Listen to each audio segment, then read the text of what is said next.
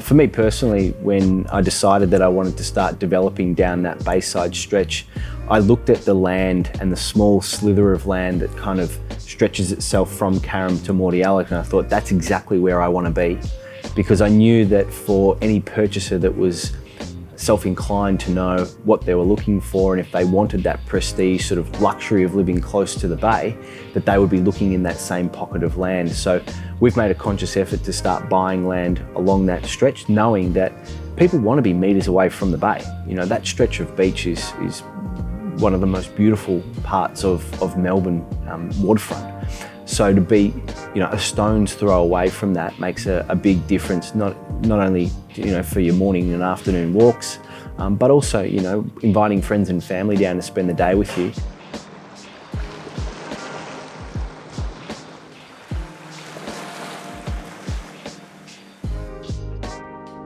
With respect to the layout of the Trinity project, the buildings are designed across 3 levels. It was important to us to consider what level of accommodation we would put at each level. We began thinking about where the primary living spaces might be. It occurred to us that we might change from the usual ground level approach to the living spaces to have the primary living spaces at the first floor level, 1 level up from the ground. From this point of view, we were able to create a more spacious layout without the car accommodation, garaging and the like that we would require at ground level interfering with the layout. So having decided that we wanted to work with the primary living spaces at first floor level, we then considered it appropriate to have 2 of the bedrooms and their bathroom accommodation located at ground level along with the garaging, and this balanced out the spatial use quite nicely. The most important design elements of Trinity are the rooftop, the lift, and those north-facing balconies. In summer, it's a really comfortable, covered place to be, but in winter they really come into their own. The sun penetrates deep into the apartments and you get a passive solar heating happening, and it just makes it a lovely place to be. Lots of properties in the area try to capture that bay view. One really interesting thing that we've been able to achieve here is a rooftop space that has amazing views outward, but a sense of privacy inward. We achieve that by setting back from the rear neighbour. That retains their privacy looking down, you can't see them at all, but we can really appreciate those amazing sunsets over the bay. One of the things that was really important to us about designing Trinity is that we could create something that's really unique in the Bayside area. One of the other things that we really wanted to incorporate was these high finishes, premium finishes. We know that that's what this market typically likes.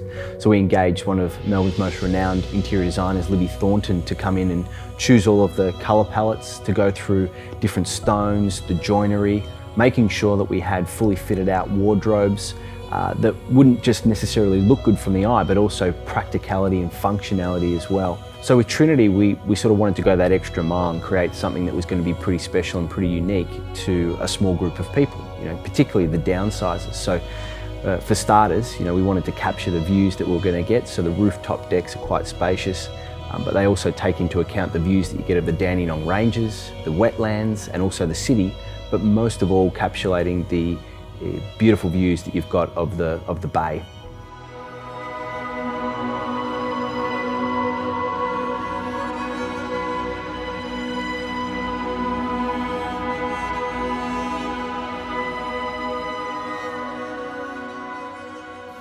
So in thinking about how we'd approach the facade design for the homes here at Trinity, let's think about the different elements.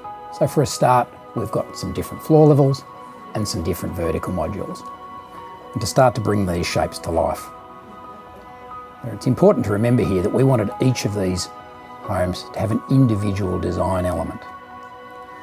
We didn't want them to be mirror images or replicas of one another. So already you're starting to see different shapes emerge for the different spaces that we have on this design. We've got a balance of materials, balance of textures. We're using different products to achieve those. Remembering at the same time that we want individuality for each of these 3 different residents that we've created. We've got timber battens, we've got a rendered finish, and we've got lots of lovely glass that allows light to come into the buildings and to flood the inside of the properties with that northern sun. Using these materials in the correct balance and with the right nuance allows us to create a finished product which has some sophistication and a degree of design finality about it. We're now taking appointments for anyone that's interested in learning more about the Trinity development, and we've set up a new display home down in Bomb Beach where you can visualise and see the fixtures and the finishes and the quality of the workmanship in these dwellings firsthand. And one of the things that we're really excited about is contributing a unique development in Trinity to the Bayside area, but more importantly, creating a new benchmark that sets beachside living in Edithvale apart from the rest of the market.